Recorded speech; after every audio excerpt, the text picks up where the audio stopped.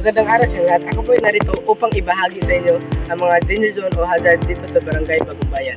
Ibabahagi ko rin sa inyo ang mga evacuation center dito sa barangay. Dapat alamin natin ito upang tayo ay makapaghanda sa panahon ng sakuna. Madali itong main at madali itong pasang tubig. Landslide area. Nanganganib yung mga taong nakatira malapit dito. Sa lugar na ito, dito ang prone to landslide. Ang lugar na ito ay may mataas na risk ng landslide dahil sa gravity at ang bigat ng lupa at bato. Ang gilintarya ang ligtas sa lugar na pupuntahan kapag may darating na sakuna dito sa lugar na ito. Mga resources dito sa lugar ay ang first aid kit, generator sa barangay hall at stocks ng relief goods. Magandang araw po, mga kapatid. Magandang araw po. Ano po muna na ano po ang iyong mga karanasan ninyo na sakuna dito sa inyong barangay? Ano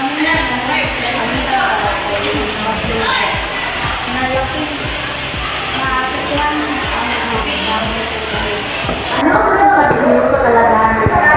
Mahalaga ito sa pagkakatuan na nakatulong upang tayo ay maligtas sa ating lugar.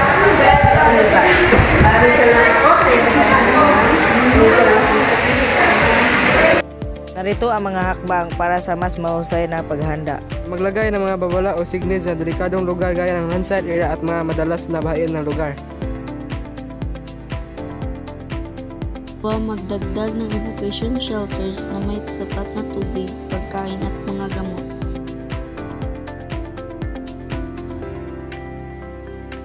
Maganda na mga gamit tulad ng emergency kit. Dapat alamin din natin kung saan ang pinakamalapit na evacuation area.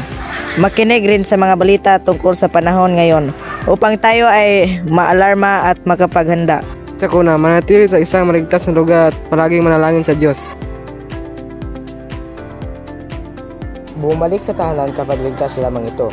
Suriin mo rin kung may mga naapektuhan ng mga bagay sa iyong tahanan at makipag-ugnay sa mga opisyalis o mga otoridad para sa mga relief goods na ipamimigay.